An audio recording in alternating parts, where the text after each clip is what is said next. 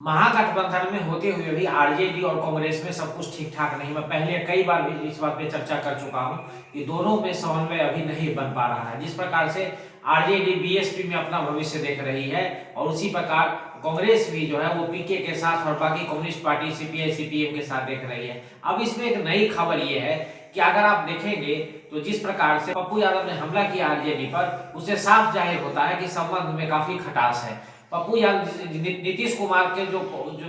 Poster चस्पा RJD ने किया था, जिसमें उन पे आरोप लगाया था राष्ट्रीय गान का महिला सम्मान को लेकर के, तो इन सब तमाम चीजों को लेकर के लगाया गया था और सरकार की गतिविधि पर, सरकार के काम करने के तरीके पर, तो उस बात को लेकर के पप्पू यादव ने बयान दिया है। उनका ये कहना है ये बड़ी ओछी राजनीति है। हर किसी की उम्र होती है, हर आदमी का एक अपना स्ट्रेंथ होता है, उसके हिसाब से काम करता है, लेकिन इसको लेकर के आप पोस्टर वार करें, ये बिल्कुल सही बात नहीं है। ये गंदी राजनीति और इस प्रकार की हरकत आरजेडी को नहीं करनी चाहिए थी। ये स्वच्छ राजनीति को जन्म नहीं दे सकती है और इससे और समाज में विकृति बढ़ेगी। उन्होंने साफ साफ कहा कि अगर आप देखेंगे तो तेजस्वी यादव सीएम बनने के लिए जितने ललायित हैं, ये सब उसी का परिचायक है कि वो इस बात से साबित करना चाहते हैं कि वो गद्दी के लिए कितनी उनको चिंता बनी हुई है, ताकि वो नीतीश कुमार पर पर्सनल अटैक कर रहे हैं। जहां पर बात की उन्होंने भय भू भ्रष्टाचार जैसे मुद्दे पर जो पोस्टर चस्पा हुए थे, उस पर उन्होंने कहा कि वो अपना जमाना भूल गए कि जब लालू यादव शासन में थे तो वो किस प्रकार से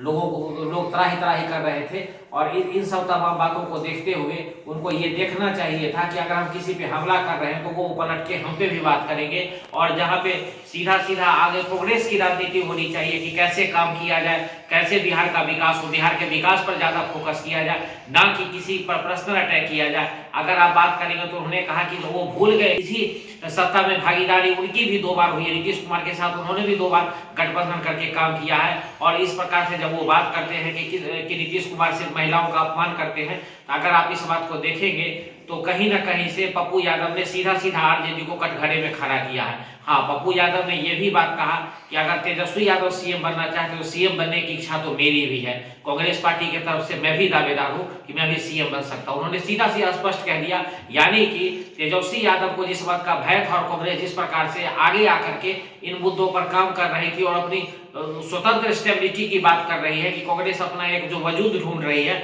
उसमें इस बात को पप्पू यादव का ये कहना कि मैं भी सीएम बनना चाहता हूं, इससे साफ साबित होता है कि कहीं ना कहीं तेजस्वी यादव के लिए ये सही नहीं होगा जिस प्रकार की उनकी अपनी मंशा है। अगर आप देखेंगे तो पप्पू यादव ने खुलकर के इस बात को कहा कि जिस प्रकार की गतिविधि आरजेडी कर रही है उससे स्वच्छ वातावरण का निर्माण राजनीति में नहीं हो सकता है, और न ही इन मुद्दों को लेकर के हम जनता के बीच में जा सकते हैं। ये तत्कालिक मुद्दे हो सकते हैं, ये तत्कालिक मुद्दे हो सकते हैं, लेकिन इसमें किसी प्रकार का सीएम पर डायरेक्ट उंगली उठाना या उनके किए गए कामों पर, बहुत सारा विकास का भी ऐसा काम हुआ है जो उन्होंने किया है, विकास पुरुष अगर उनको सुशासन कुमार कहा जाता है तो ऐसे नहीं कहा जाता है। इन तमाम बातों को उन्होंने उनके पक्ष में, नीतीश कुमार के पक्ष में भी रखा। अब उनकी क्या मंशा है ये तो राजनीति में कुछ भी हो सकता है और कभी भी हो सकता है, लेकिन उन्होंने सीधा सीधा नीतीश कुमार का बचाव किया और एक तरह से आरजेडी को उन्होंने कटघरे में खड़ा किया। अब ये देखना बड़ा ही दिलचस्प होगा कि आगामी चुनाव में जिस प्रकार से गठबंधन की बात हो रही है और कपिल सिब्बल जैसे नेता बयान देते हैं,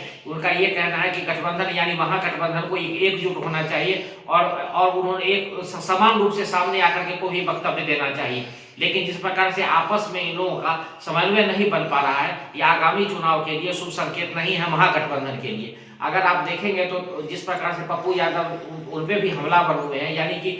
नीतीश कुमार का काम पप्पू यादव कर रहे हैं, तो इससे साफ जाहिर होता है कि आगामी चुनाव में दोनों के साथ लड़ने पर कितना समन्वय बनता है ये तो आने वाले समय में ही पता चलेगा।